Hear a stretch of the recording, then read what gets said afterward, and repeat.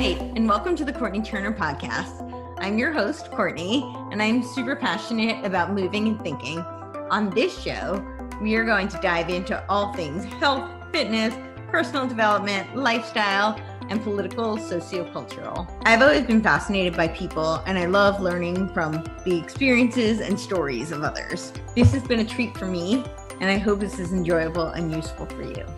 As always, if you have any questions, comments, or any way that I can make this a better experience for you, please don't hesitate to reach out. Hello, and welcome to the Courtenay Turner podcast. I am here today with my dear friend, Sean David Morton. He is a writer, producer, director, and the host of Strange Universe radio show, which is back now. And he was also really instrumental. You were one of the people who really kind of opened my eyes to what's actually going on in the country and the world. Thank you. Years and years ago. So you've become and let me point out that after you went, you made that face, exactly. You became a great light for truth, justice, and the American way. And I can't tell you how much I appreciate you. And you were also the woman who introduced me to the word meme. And I said, that's the dumbest word I've ever heard. And you're like, no, memes. It's going to be a big thing. Meme. I'm like, Mimi?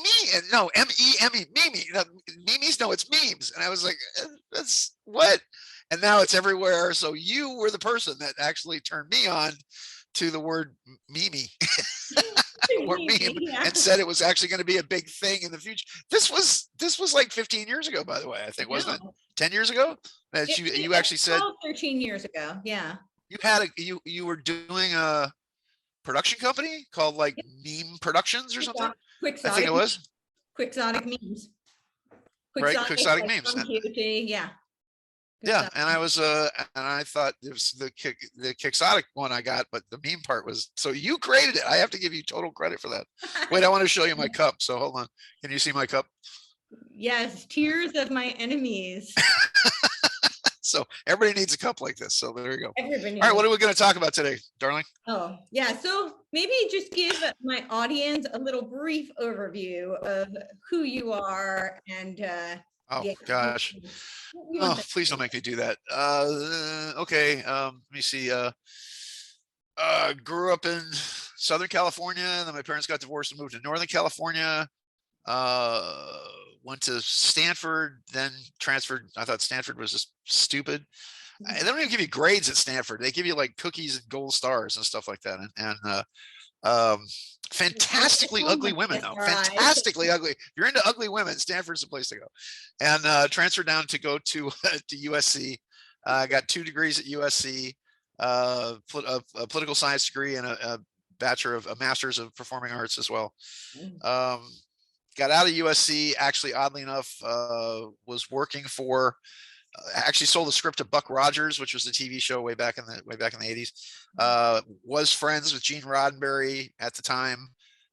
Gene Roddenberry, and then the Writers Guild, and then everybody went on strike. If you were, you're too young for this, but the Writers Guild went on strike for a year, and then SAG went on strike for a year. So everybody had to find something else to do. Mm-hmm. So I was DJing at places like Osco's and Hula Hands, and we had a nightclub called Vertigo in downtown Los Angeles that we eventually sold to Prince, and he turned it into something awful called the Glam Slam. And so did that. Then I got back into long story short, so with Vertigo, when Vertigo closed and we lost our lease on that, I had a whole bunch of money because I'd made a ton of money in stocks. Actually, weirdly enough, I invested in a shoe company called LA Gear that nobody may remember or not. I remember, but it used to have the LA Gear. Yeah, it had the building, the Los Angeles. They used to be on all the badges, and that was the library building. And so I made a bunch of money on that. Went from 8 to 80 and split. And then I invested in a company. I used to watch Jeopardy with my grandma years ago when it was Art Fleming, and I invested in a company called King World Syndication. 3 months before Jeopardy, Wheel of Fortune, and a weird little show called Oprah Winfrey went on the air.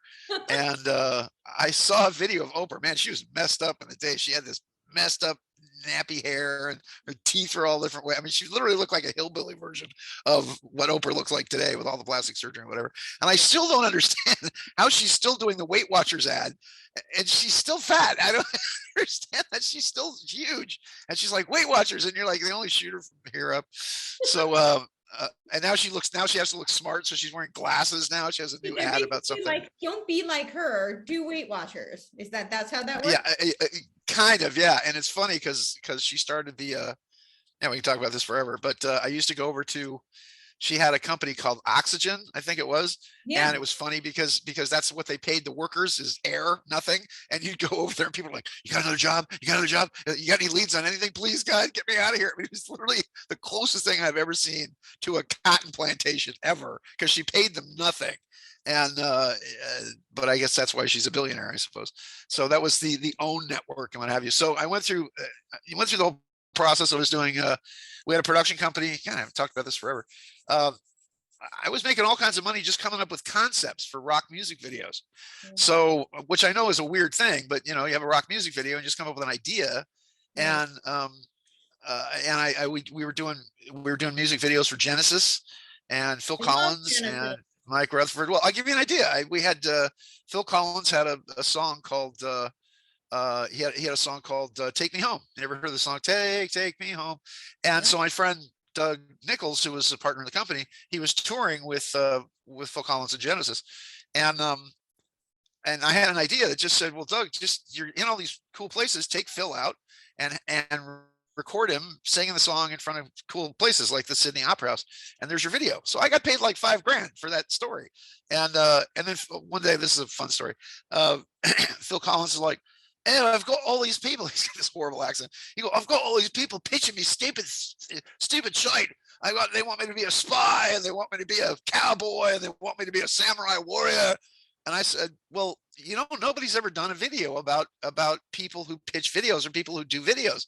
Why don't you do a funny video about people pitching you these stupid ideas, then do each one of them in a little piece? And that became the video. I mean, I got paid $5,000 for that. And it became Billy Don't Lose That Number, where he's dressing up in all these different things. But anyway, so we did rock music videos. We did previews. We did all kinds of stuff. We had a company called High Five Productions actually on the MGM lot. So when Vertigo closed up, this is a big, long story. I had a bunch of money, and I packed a bag and a stick, and I just wanted to walk about. And I went to England, went to my grandmother's ancestral farm, which is in Blarney, as you can tell. The family had a sheep farm. The O'Day family, actually, which is my grandma, had the O'Day sheep farm across from Blarney Castle. And then I went to India, and in India, I went to a big festival called the Kumbh Mela, which is a big water festival. Everybody jumps in the river. And so I spent about 4 months actually at the Dalai Lama's palace. I'm not sure what you would call it. It's British offices that were abandoned in 1948. And they, when the Dalai Lama came over in 59, actually escaped from Tibet, they gave him all these offices. So it became the Tibetan Library of Research and Enlightenment and Development and all that. So, I began studying Tibetan Buddhism, had a personal meeting with the Dalai Lama. And I said, because he was leaving the next day to go to Europe. And I said, I feel like I should go somewhere else. And he got out a map book. This is a much longer, more interesting story, but he's pointed and said, go there. And he pointed at a monastery called Tangbache. And Tangbache it's at the other end of Nepal, right on the border of China. And it's at the foot of Mount Everest. And I was like, instead of thinking, oh, I have a great mission from the Dalai Lama, I went, man, that's really far. It's like, really, you want me to go there? And it's like, can I pick up some milk and eggs at the store? And he's like, that's just where you will go. And I was like, all right, fine. So he leaves. Interesting enough, and this relates to the story, I'm 28 years old at the time, 27 actually. And so I'm on my way. I go back down to Delhi, and on my way to go to Nepal, I go down to the south of India, and you should get this done. I'll actually see if I can get this done for you. But there's a sacred temple in Madras, and Madras is it's in the eastern south part of India. It's kind of across from Sri Lanka, and it's not even called Madras anymore. I think it's called Chenma. And relating to the story and the spiritual stuff that we're going to talk about, there's a 33-story ancient temple there, which is called the Temple of the Seven Rajis.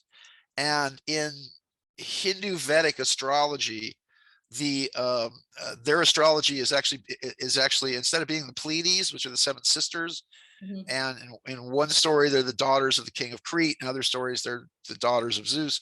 But in Hindu Vedic astrology, they're the seven wise men.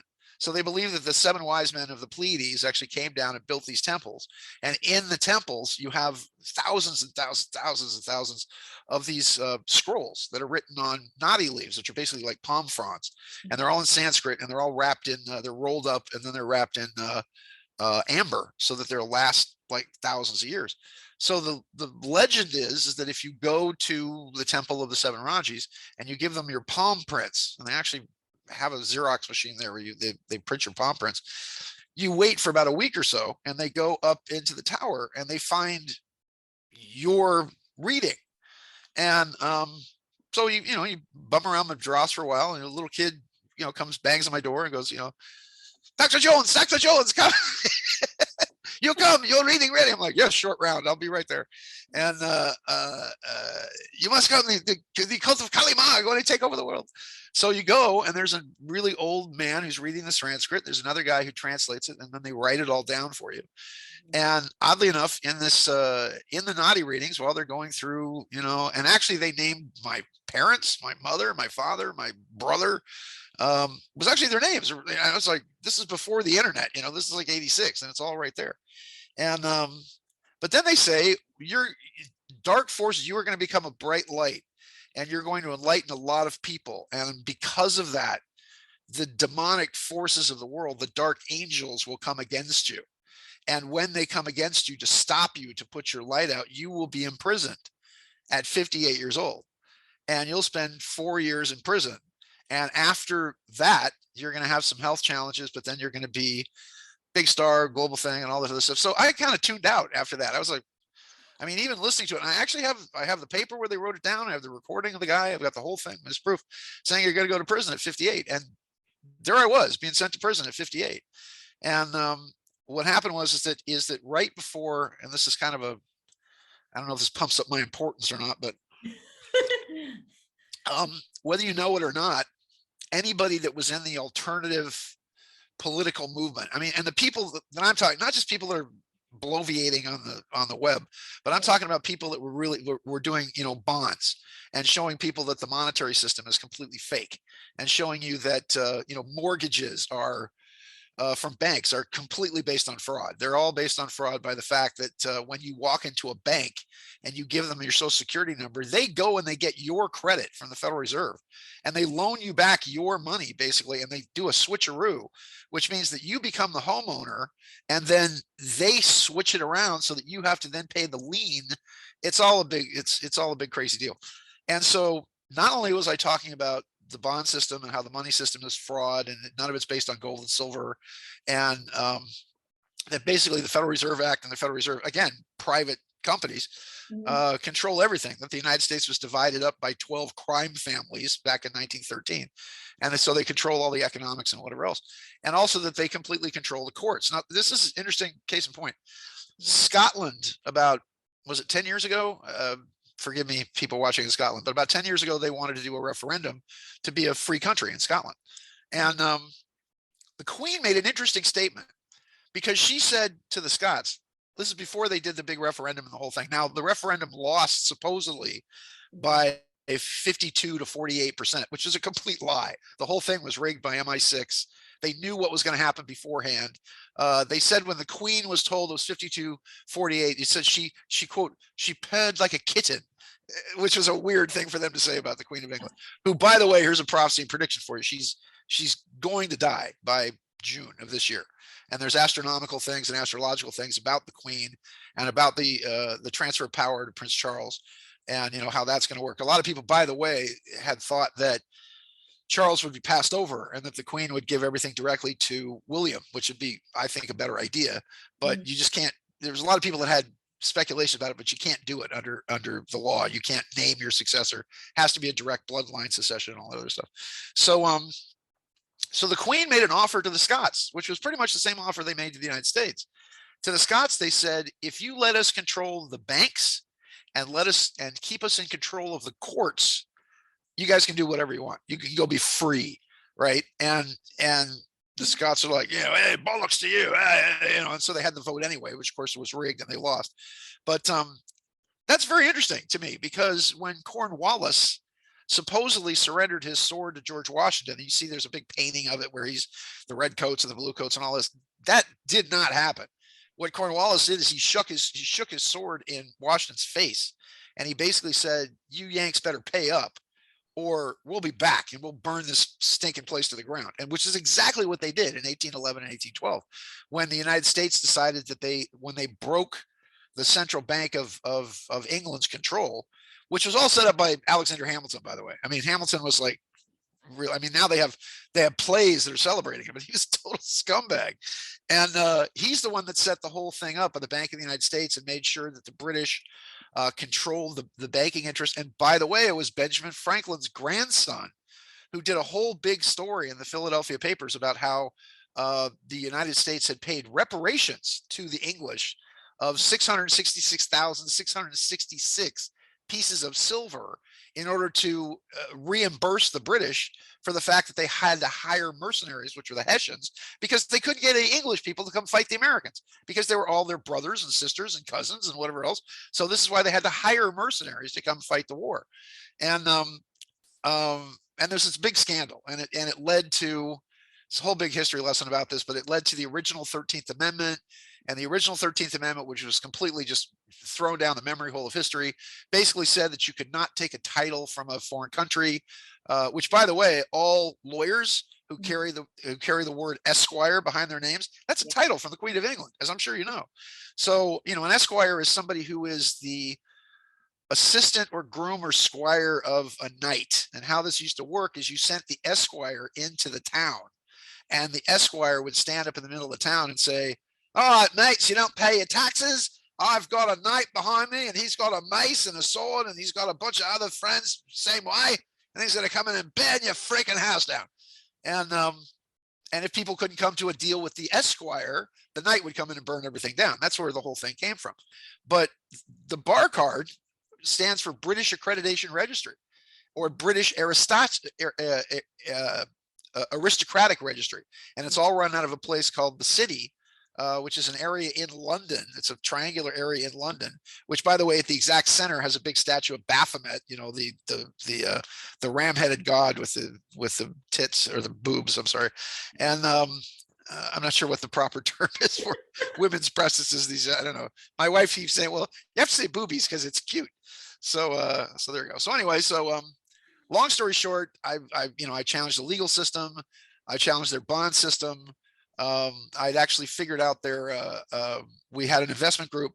And so I filed taxes a certain way, which got me a bunch of money back from the IRS, not just for me, but the various people that were actually in this investment group using this process called 1099 OID.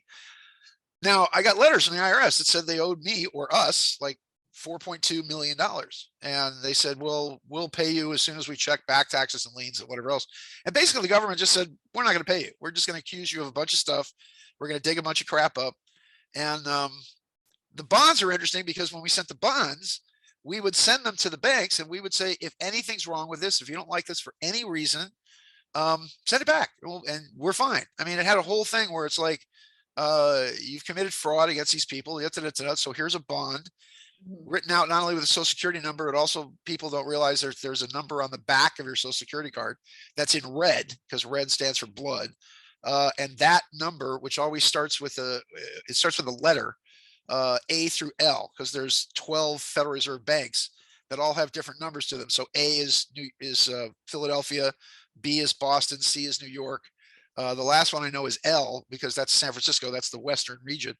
And so you're basically owned by them. And people also don't realize that Social Security cards are not issued by the Social Security Administration. They're issued by the Commerce Department. So another theory is the reason they're allowing hundreds of thousands of immigrants into the country across the border is that they want to issue them Social Security cards, because with those they can borrow more money with them, because the Social Security card is what allows them to borrow money against the citizens. It goes on and on and on.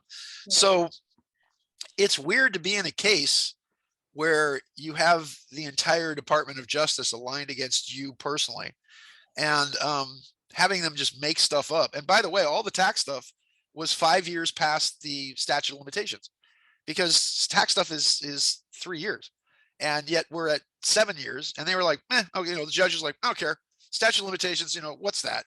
And when you have a prosecutor actually stand up and say, well, he's committed a crime in which there's no victims and no monetary loss to anybody. Right. And I was like, what? I said, so who did I hurt? How do I have the Sixth Amendment right to face my accuser? Well, you're being accused by the United States. And I was like, then put him on the stand. You're basically saying me, a living man, and I protest this because I'm not the all capital names in that document.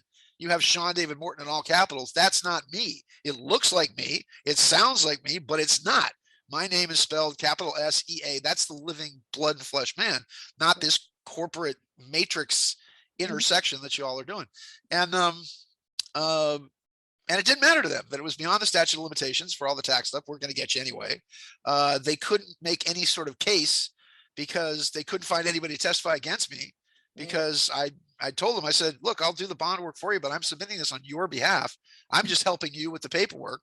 And, we charged a super minimal fee, I think of about $2,500. And I said, and if they send any of the bond paperwork back for any reason, I'll give you back your money, because we're just doing the processing. They didn't care. And by the way, interestingly enough, every single one of the bonds we sent was used and monetized by the banks. And we had proof, because we had QSIP numbers on the bonds that showed the banks had monetized these and used them. And they still tried to say that it was fraud because they figured it could get that past a jury, because they don't know anything about economics or how anything works. They had their bank expert on the stand, and the bank expert not only did not know that the Federal Reserve was private, number one, did not know. Oh, he didn't know. Yeah, he was like, I said, the Federal Reserve is a private company. They were just on the TV, in Congress, where I think it was Ron Paul said, well, how can you just print $1 trillion? Right. And it was Bernanke. It was Ben Bernanke who said, it's our money. It's our script. We can do anything we want. We're private. And he says, we shouldn't even be here. He says, that's why you can't audit us. You can't do whatever, because we're a private company.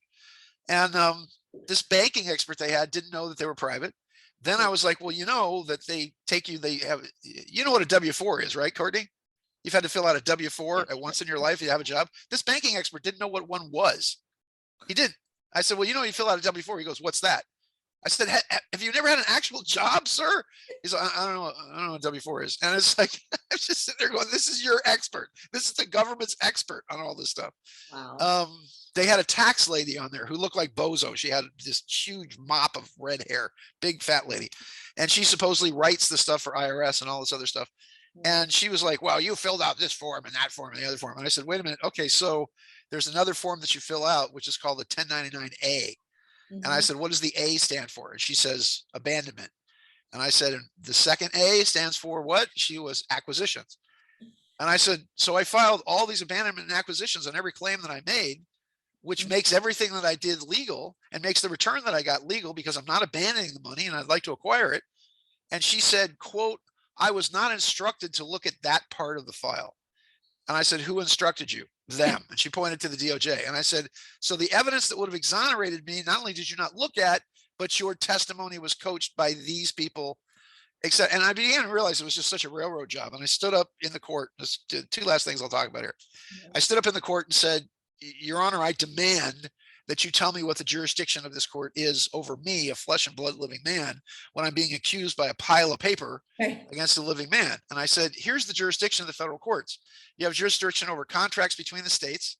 And I said, everything I did was within the state of California. There's nothing actually even interstate, and piracy on the high seas.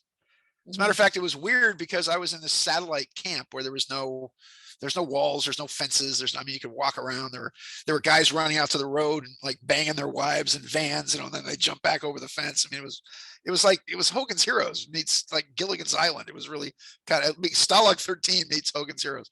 And but all the guys that I was in this camp with were, let me see, we had Debo, who was the huge black guy from the Fridays movies.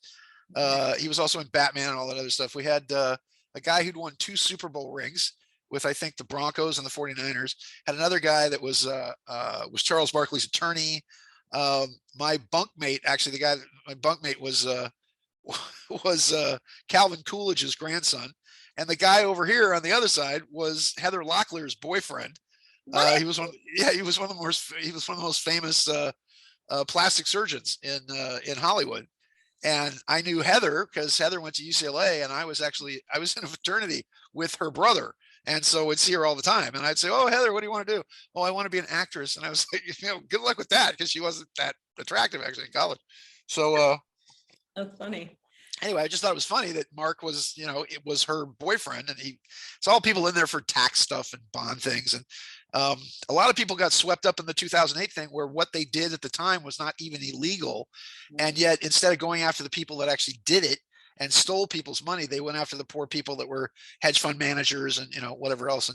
And again, I would say 75% of the guys who were at this federal camp, had no idea why they were there, because of this complete convolution of the feds. So anyway, where was I talking about all this stuff? So I demanded to know the jurisdiction of the court. And I said, I have a fundamental right to know what the jurisdiction is. I might as well be tried on the moon of what your jurisdiction is over me, as far as what this is and whatever else. And the judge, exact words, mind you, he pointed at me and threatened my life and said, "You're going to shut up, or you're going to sit down, or you will face the most dire consequences imaginable. I will make prison look like a birthday party for you." And I started packing my stuff up, and he goes, "Where are you going?" And I said, "I'm leaving. If you can't say what your jurisdiction is, if you can't even lay the basis of why I'm here, right, then you have no right to hold me here." And I almost made the door when he pressed a button on his desk somewhere, and these federal marshals came flying out of the side doors and grabbed me and literally wrestled me back to my seat. And again, this judge pointing at me saying, "You shut up and sit down." It goes even deeper than that, because then they wanted to rig the jury. And not only did they rig the jury, but two people on my jury, when they said, how long have you lived in Los Angeles County? One woman said 45 minutes, and the other one said 30 minutes, not understanding how long have you lived here, but how long did it take to get here? And then we realized that one of them was literally true, because he wasn't even a citizen. He'd flown in from Pakistan that day and was now somehow ensconced on the jury. Oh, it gets better. The forewoman of the jury was actually a rather attractive, blue-eyed, blonde woman whose name was Katie Ingbertson. Look her up, Katie Ingbertson. And we were not allowed voir dire. The judge would not allow us to question any of the jurors. We could only say up or down. That's it, which is another massive violation. Because had we been allowed to do that, we would have found out that Katie Ingbertson was the campaign manager for Barack Obama and Hillary Clinton. Yeah, she was the woman who collected all the data mining that they were blaming Trump for later on. Yeah. She was the boss of it. And they said, "What do you do?" She goes, "Oh, I work as a consultant for a green company." And you're like, well, everybody likes trees, right? So, and it turns out that's not what she was. So this is how deep this went. And it goes all the way back to, and it's funny how it links here, but it goes all the way back to like a Nightline appearance that I did way, way, way back in the day. And this is on, I think, ABC's Nightline. And it was when, it was when JFK Jr. was assassinated, in my opinion. And I got up on the TV and I said, JFK Jr. was going to run for Senate in New York, which was going to pave the way for him possibly being a presidential candidate, backed by Trump, by the way, because Trump was going to finance his campaign. And they asked him, "Would you run for president? Consider it." And he said, "No, but if my friend Donald runs for president, I would be happy to serve as his vice president." That's how far this had gone. And people don't realize that one of the last people that saw him alive was Hillary Clinton, and that they had lunch that day. And it broke into a huge argument that people were talking about in the people who overheard, because they were in a very fancy restaurant in New York. And he basically told her, he said, "You're a carpetbagger. You're no good for the city or the state of New York. You're not even from here. I think you're bad for New York, and you're bad for the country." And basically everything but calling her an evil, demonic bitch. And so the weird part about it is that I got a hold of the footage of them actually coming out, because at this time I was working for, oh my goodness, I was one of the people that had the first original shows on the Sci-Fi Channel. We had a show called Declassified. We had another show called Mysteries from Beyond the Other Dominion, which is kind of a joke going, "Are clams from Venus?" That sort of thing. And I also was one of the people that started CW, because we had a show on CW, which is called Strange Universe. Yeah. And Strange Universe Tonight, which ran, I think, 2.5 years, almost 3 years on UPN. And I was actually brought in by the man who owned UPN to say I'm starting. He actually handed me his card on my talks in New York, and it said Chris Craft Industries on the card. And I handed it back to him. I said, well, I don't want to buy a boat. And he's like, no, my brother and I, we just bought a TV network and we'd like your help putting it together. And so we came up with, we pitched them Declassified, which they were going to do. And then I teamed up with other people. So we started a show called Strange Universe, which again was a huge hit and would have run, but they went to, they decided to go more urban, I guess. And so you had shows like Brandy and Moesha and all that, which mixed with Star Trek Voyager was not right. There's a reason why it was sold as CW, which is, CBS Warner's. So in the process of all this, I also worked for a show called Hard Copy, and Hard Copy, we got away with a lot of stuff because it was considered sort of tabloid, and you could slip things in. I mean, we had stuff slipped in between Sybil Shepherd dates Elvis and Madonna's lesbian love kiss or something. So, we'd slide in stuff like, how was Princess Diana murdered, or, was JFK assassinated? So I got up on Nightline and said, Hillary Clinton did this. Hillary Clinton is behind this. Mm-hmm. And don't think for a second that all the people that get in her way don't have a mysterious way of waking up dead. And I started saying, there's about 350 people that I can name just off the top of my head, maybe the first 20 of people that got in her way that died. And her ultimate goal is to be president of the United States. And anybody that gets in the way of that will not be in good health a few days later. And so they had some girl come on, some little bimbo-y girl that was like, JFK wasn't going to run for president. And I'm like, he's JFK Jr. He's handsome. He's political. He runs a magazine called George, for God's sakes. And when you saw them coming out of the lunch, he was mortified. I mean, he was white as a ghost. I mean, he was Casper, the friendly Kennedy. And they said, what did you and Hillary talk about? And he's like, no comment, no comment. He's like, he looks scared to death when he goes in the car. And Hillary comes out, and she's got that face that looks like she's stuffed full of canaries, she's doing the, that snotty face she does. And they said, what did you and John talk about? And she says, now this is weird, because she goes, well, I advised John not to enter public life. Now that's a threat, because his mother said, I dread the day. I'm praying that my son does not enter public life, because if he does, he'll wind up like his father and his uncle Robert. So you basically just had Hillary Clinton quote his mother that he was going to die. Now he's dead 12 hours later. Okay. Because then he goes to, he gets on his plane with his sister and his wife, sister-in-law, and the wife, and they go down to Martha's Vineyard. And the very last thing that we got, now we had a friend of ours who worked for the FAA, and he had gotten us the tape. Actually, we did a piece on TWA Flight 800, and if people don't remember it, TWA Flight 800 was taking off out of LaGuardia to go to Paris, and it blew up in midair. And they were just trying to say, oh, it's just it was just a fluke and all this other stuff.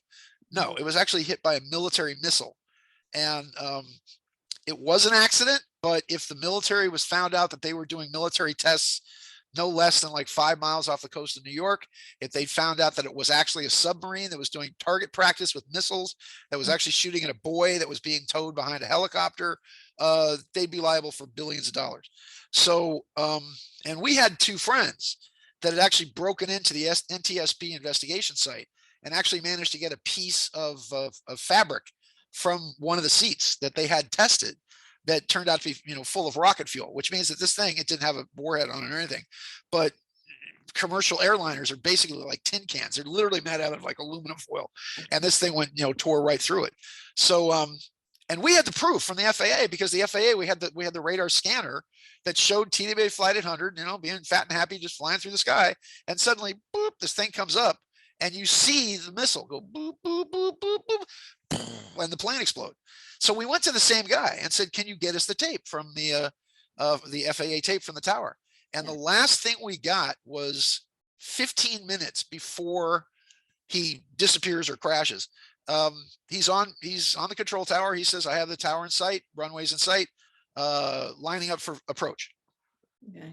And we said to the guy, he said, where's the rest of the tape? He says, it's been classified by the executive branch, which means the president of the United States took this and classified it. It's just can't get it for you. He says, it's like super above top secret declassified. He said, why would the last 15 minutes of this? And he says, you tell me. So we had an eyewitness also who claims he saw a helicopter with machine guns chasing a Cessna around, machine gunning this thing out of the sky. Then when the investigation came, I'm sorry, when the search and rescue came, anybody who's familiar with this, they know that it's all hands on deck. Everybody goes, everybody takes their boats out, and of course everybody has a boat in Martha's Vineyard, and they would have all been out searching for him. Not this time. The president of the United States, Bill Clinton, took over personally the search and rescue, cordoned it off. They blocked off the harbor. They cordoned the whole thing off, and the whole thing was handed over to the Navy. The entire investigation, which never happened, not the Coast Guard, but the actual U.S. Navy. And I'll just tell you the rest of the official story and tell you how stupid it is. So he crashes at about 9:30, supposedly. Crashes about 9:30, 10 o'clock at night. They immediately cordon everything off. The Navy starts doing this. Now, the next morning, this is what's also kind of strange. The entire Kennedy family gets on a boat and starts just sailing around. The whole family, gets on Ted Kennedy's boat, and they're just sailing around. So we're not bothered by the press. All right. So that goes that day. And supposedly there's two warships involved, the USS Briscoe and the USS Grasp. And supposedly, and sometimes I get these ships confused, but the Grasp supposedly finds the wreckage of the plane. And by the way, the guy who was the witness who claimed that the machine guns were going off in the helicopter, he was like, you're searching in entirely the wrong place. What I saw was way over here. And why are you cordoning off this over here? So they find the wreckage of the plane. By the way, the photos that then run in Time magazine, the plane that took off was red, and the photos they ran were of a white plane. So how that got confused was another mystery. And here's the official story. Let me tell you the official story. The Kennedy family is out sailing around, at night, by the way. They pull up the wreckage, supposedly about 7 o'clock. They pull up the wreckage of the plane. Now, they tell you that they take the bodies of 3 people, staunch Roman Catholics, by the way, one person who has in his will that he is to be buried and has special permission. What's the point of this? To be buried next to his father in Arlington Cemetery. But what the military claims to have done is they pull the plane up, take all 3 of the bodies, apparently just shove them in a bag and cremate them. Now, when was the last time you heard of a Navy ship with a crematorium on it? They usually just wrap you in a canvas, put a flag over you, and dump you over the side, right? No, but they have a special crematorium on this ship. They cremate all 3 of them together. Then they transferred the cremated remains over to the USS Briscoe. Then they invite the Kennedy family, once again, just sailing around in their boat. They come on there, and the next morning, they have a funeral service where they just dump all the ashes over to the side. Does any of this sound regular to you at all? Anything? So I know. So then in 2000, let me give you the final aspect of this, and then we'll talk about other stuff, because I just thought this was a thing that I was talking about today for some reason. So because there's a guy out there apparently claiming that he's JFK Jr., which is certainly possible. But the reason I wanted you to hear this is because I'm the one that started the story that JFK is still alive. And the reason for this is that in 2003, I shot a movie that I won a bunch of awards for. It was a comedy murder mystery called Joe Killionaire, and it was a takeoff on the Joe Millionaire thing. I saw the screening of it. Yeah, we went to the screening, and I sold it to a company. They distributed it all over Europe. It got distribution everywhere except the United States, and which is a shame. And so I'm working with a guy who's MI6. And he's attached to the British consulate and the whole thing. And he was doing some editing for me. He was a computer genius doing some editing for me. And I flat out asked him, I said, well, look, you work for MI6 and he moonlights as an editor. And I said, can you tell me anything about JFK Jr. and about Princess Diana? Right. Princess Diana, he knew everything about everything. It was like he was there. He was like, I know exactly how they did it. I know how they blew this up. They did this. They had a guy on a motorcycle who hit him with a flashbang gun, the entire deal. He said, JFK Jr., not so much, not my thing, because it wasn't an MI6 operation. It was he said it was pretty much exclusively an operation of the executive branch, which means your president killed him. And I was like, okay. And he pulled it up on his computer, and it came up with on Her Majesty's Secret Service seal and the whole thing. He goes, man, he says, I'd be hung by the neck until dead for even admitting that I showed you this.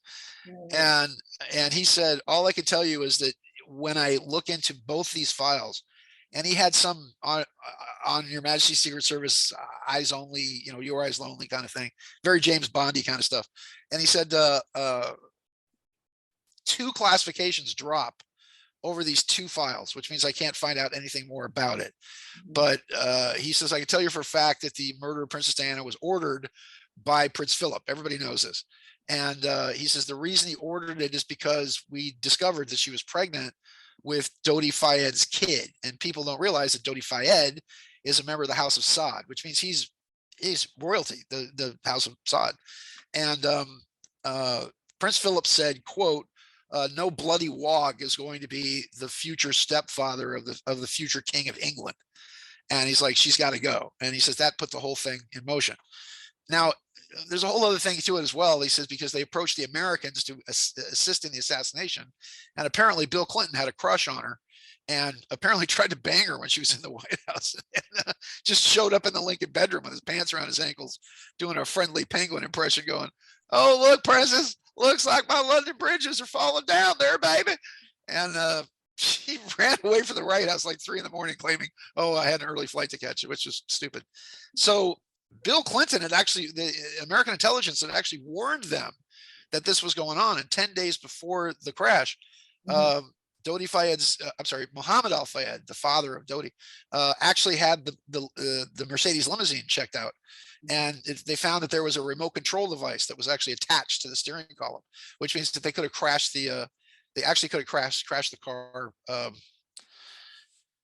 remotely. So they knew that they were a target. They knew that what was going on, whatever else. And he says, but what happens is that the classification that drops is a Project Gaia, is what he called it, a Project Gaia classification.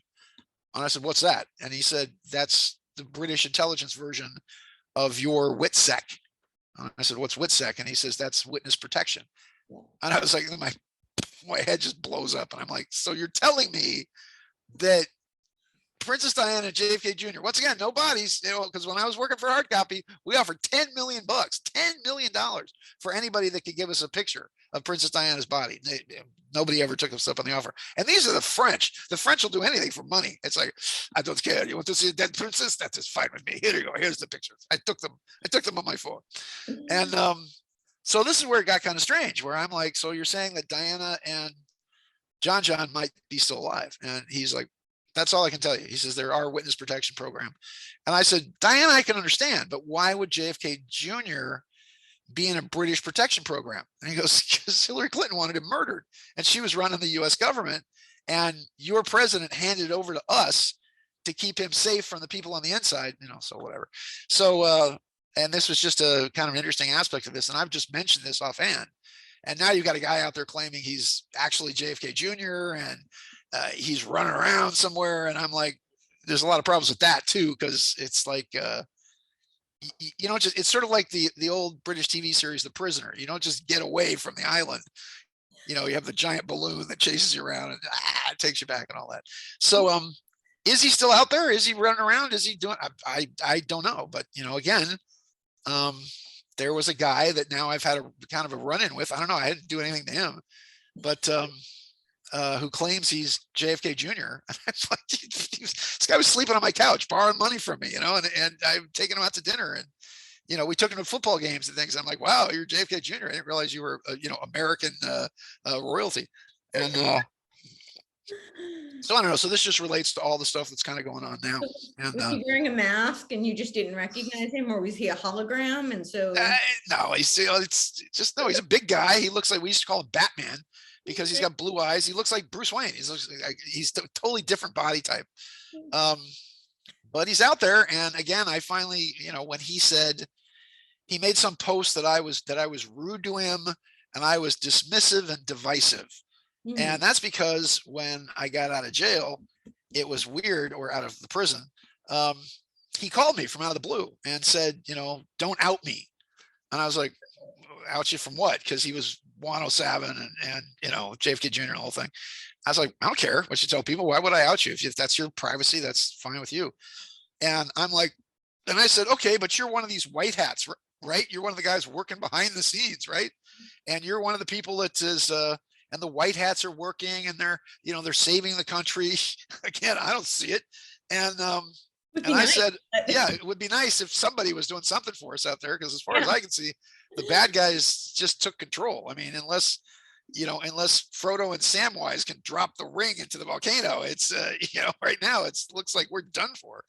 So I said, okay, you're buddies with Trump, right? Oh yeah, I went off and I play golf with him all the time, and we go to Mar-a-Lago, and we have a whole government set up there at Mar-a-Lago. And I was like, okay, well, I got a pardon. This was January 6th. I think this is the same day as they arrested all those people for breaking into public property, into the people's house. And I said, so I've got a pardon. I've got a pardon request sitting on Trump's desk, along with 10,000 other people, by the way. He had 10,000 requests for pardons. He had 50,000 commutations of sentence sitting on his desk. By the way, pardons for Julian Assange and Edward Snowden as well.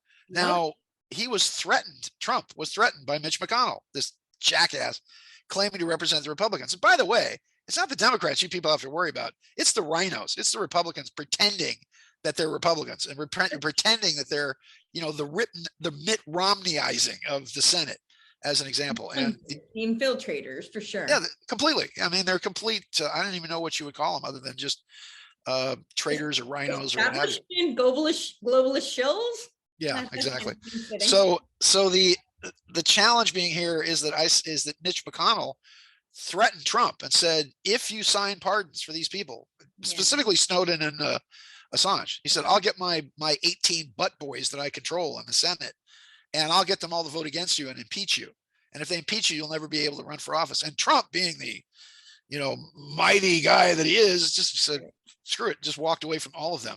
So the conversation was really interesting because this is when I just threw my hands up and I said, you're still the same guy, man. You're still the same old guy. And he said, oh, that's for, no, I can't get him to do that. I said, why? And he says, because that's for further down the line. And I said, there's no further down the line. This is it. Everything that I predicted for Trump. By the way, I predicted he'd be president in 2015. I predicted that he would in 2017. I said in 2020, it's weird because he wins the election, but somehow loses and doesn't serve. And I couldn't figure that out because because there's a whole astrological thing about this, because anybody that serves in a 0 year usually dies in office. And the only two people that beat that were Ronald Reagan, who only missed it by like that much, and then George W. Bush. But George W. Bush, true story, I had 2 Secret Service agents show up at my door because I'd been talking about this on Coast to Coast, talking about the astrological implications of what was going to happen with Bush. And these 2 Secret Service agents, Trey and McCulloch, handed me their cards. And they said, we understand that you've been talking about the assassination of the president. I said, look, do you have a gun? Are you going to Washington, D.C. anytime soon? I was like, no, man, I predict stuff on the radio and it happens. And so I actually said, I said, there's an incident in like Eastern Europe, Ukraine.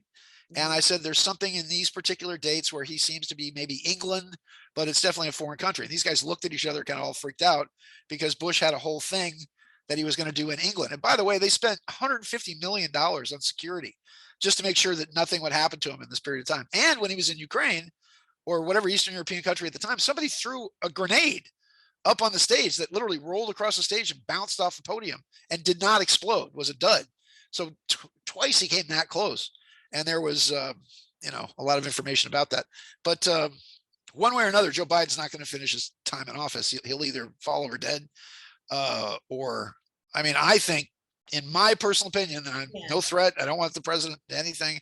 If I was them, I would wind up some kind of Manchurian candidate and wind him up to be some rabid, I love Trump, Trump live or die, all that other stuff, and get him to maybe take a violent action against the president so they can then blame Trump for it and ride that wave of sympathy towards some kind of thing where it's like, oh, look, see these racists, they murdered the president and all this other stuff and all that.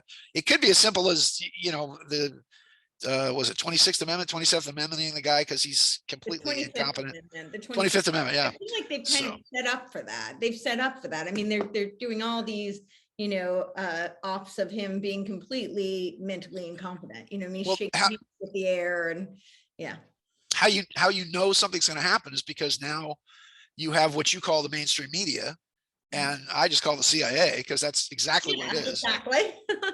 all of these mainstream media, whether it's Time Magazine or the Mirror Corporation or whatever, they're Popular Science, they're all CIA. And yep. yeah, they're all controlled by the CIA, and they admit that. They admit that they're basically on the government payroll. So now that you have the mainstream media finally going after Hunter Biden, finally going after, and you and I both know that when the Republicans sweep the House, which they will, I mean, it's so obvious now. I mean, anybody that wants to vote for these guys, but we're talking about when Obama was in 2010, Obama got, people hated it. I don't know why he's such a hero. People hated the guy. He lost the House by 62, which was the biggest, they called it a shellacking, a walloping, because it's the greatest turnover of the House of Representatives in history. Now they're talking about, first off, they only control the House by 6 votes.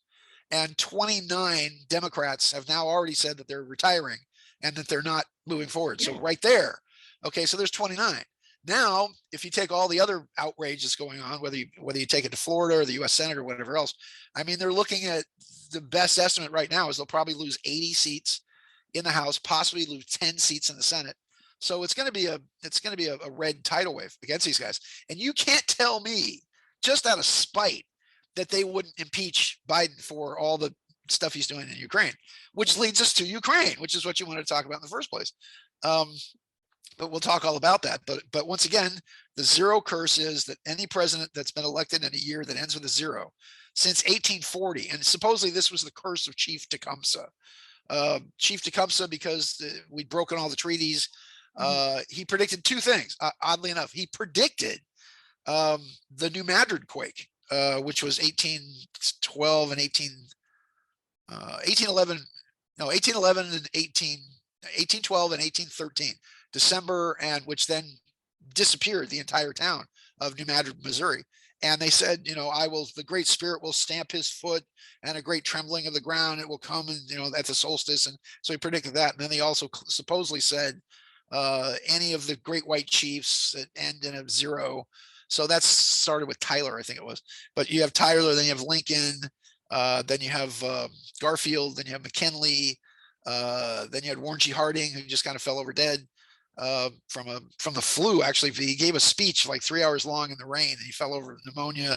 That's how Calvin Coolidge became president. Then, of course, you had FDR, who died in office, served his term, but died in office. And then, of course, Kennedy and whatever else. So I don't think Joe Biden's going to escape it. And again, either an assassination and remember, removing somebody from power is considered a political assassination, I guess you could say. So if they impeach him and then get him on the criminal stuff, or if he resigns and leaves Kamala, that hyena, God, she's so horrible. So she's not even valid, right? Because she's a natural born citizen. She's not, right? No, she's born here. Her parents aren't. Her parents, right? Her father's from born, so that doesn't make her qualified, right? Kind of does. I mean, it's like Ted Cruz isn't. Ted Cruz was actually born in Canada, so he can't run. I don't know what his deal is. Finally, everybody's coming around and realizing that Barack Obama was born in Kenya. But let's, and that actually, that's. Do you mind my just going off like this? Yeah. Okay, I'm sorry. I feel like. All right, I feel like I'm not giving you enough of a chance to talk here, so it's. But I'm so excited to see you. I've so missed you so much because we're such good friends. We used to do all kinds of stuff when you were here, and I really do miss you. California is a sadder place for you, and Tennessee would be a brighter place to have you in it now. So and again, greatest state in the land of the free. So just remember that for Davy Crockett. So okay, where was I? I was talking about the thing with the Biden. Kamala. Oh yeah, okay, all right, yeah, Kamala. Okay, so all right, now 107, or Wayne Williott is his actual name, was telling me that the rest of the story was, well, Trump will sign your pardon down the line, and I was saying there is no down the line, man. He's he didn't lose the election fair and square, but it has nothing to do with the votes. It has to do with the Electoral College. Right. I mean, the forefathers did not trust the people, so they put the whole thing to the Electoral College that the people would vote, and maybe the Electoral College would vote the way that the people voted. Based on the ancient Greece, and they saw that they didn't want mob rule, and they saw that